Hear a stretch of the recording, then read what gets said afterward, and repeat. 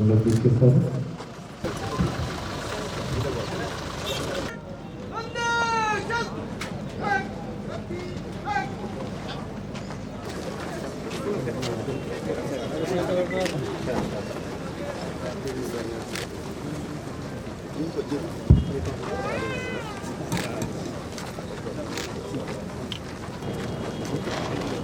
దయచేసి అందరూ లేచి నిలబడాలి.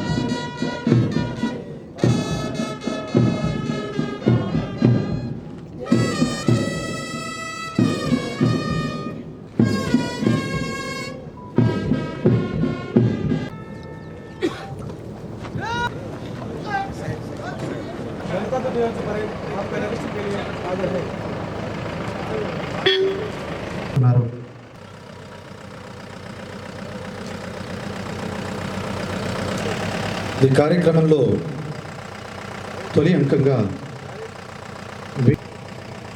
అలంకరించబడిన వాహనం బయలుదేరింది.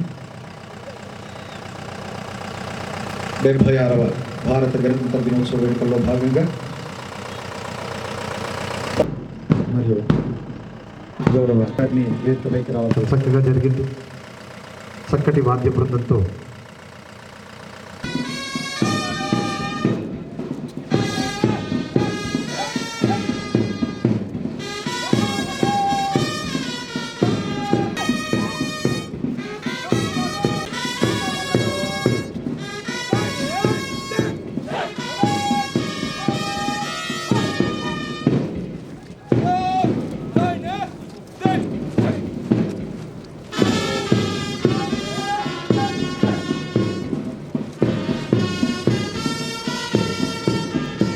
చక్కటి ప్రదర్శనతో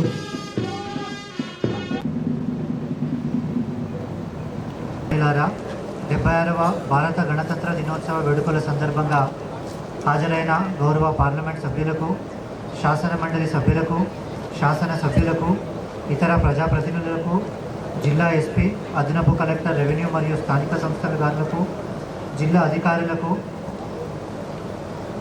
పత్రికా మిత్రులకు మరియు ఎలక్ట్రానిక్ మీడియా ప్రతినిధులకు, జిల్లా ప్రజలందరికీ, విద్యార్థులకు నా హృదయపూర్వక శుభాకాంక్షలు. ప్రపంచంలోనే గొప్ప ప్రజాస్వామ్య దేశంగా రూపుదిద్దేందుకు భారతరత్న డాక్టర్ బిఆర్ అంబేద్కర్ గారి నేతృత్వంలో ప్రజల ఆశలు, ఆకాంక్షలకు అనుగుణంగా తయారు చేయబడి ఆమోదించబడిన భారత రాజ్యాంగం 1950 జనవరి 26 తేదీ నుండి అమలులోకి వచ్చి గణతంత్ర దేశముగా అవతరించిన విషయం మీ అందరికీ తెలుసు. భారతదేశం గణతంత్ర దేశముగా రూపుదిద్దేందుకు కృషి చేసిన జాతిపిత మహాత్మా గాంధీ మొదలుగు స్వాతంత్ర సమరయోధులకు, అమరవీరులకు, భారత రాజ్యాంగం కోసం కృషి చేసిన రాజ్యాంగవేత్తలకు జోహార్లు అర్పిస్తున్నాను. తెలంగాణ రాష్ట్ర ప్రభుత్వంలో ప్రజాపాలన పథకం అభయహస్తం అమలు చేయుచున్నది. ఇది తెలంగాణ ప్రజలకు ఒక రకమైన పండుగ. తెలంగాణ ప్రభుత్వం ప్రజల సంక్షేమానికి పెద్దపీట వేస్తుంది. ప్రజాపాలన పథకానికి దరఖాస్తు చేసుకున్న పేదలు లేదా పేదరికం కంటే దిగువ ఉన్న పౌరులు రాబోయే అన్ని పథకాల ప్రయోజనాలకు పొందుతారు. సమాజంలోని అన్ని వర్గాలకు స్వేచ్ఛ, సామాజిక న్యాయం, సమాన అవకాశాలు దక్కాలనేదే ప్రభుత్వ లక్ష్యం. రాష్ట్రంలో ఆడపడుచులు, ట్రాన్స్జెండర్లకు ఆర్టీసీ బస్సులు ఉచిత ప్రయాణ సౌకర్యాన్ని ప్రభుత్వం అమలు చేస్తుంది. మహిళలకు పైసా ఖర్చు లేకుండా రాష్ట్రంలో ఎక్కడి నుంచి ఎక్కడైనా ఉచితంగా ప్రయాణించే సౌలభ్యం ఈ పథకం ద్వారా లభిస్తుంది. జోగులాంబ గద్వాల్ జిల్లాలో ఇప్పటి వరకు 1,71,19,995 మంది మహిళలు ఈ ఉచిత రవాణా సౌకర్యాన్ని వినియోగించుకున్నారు.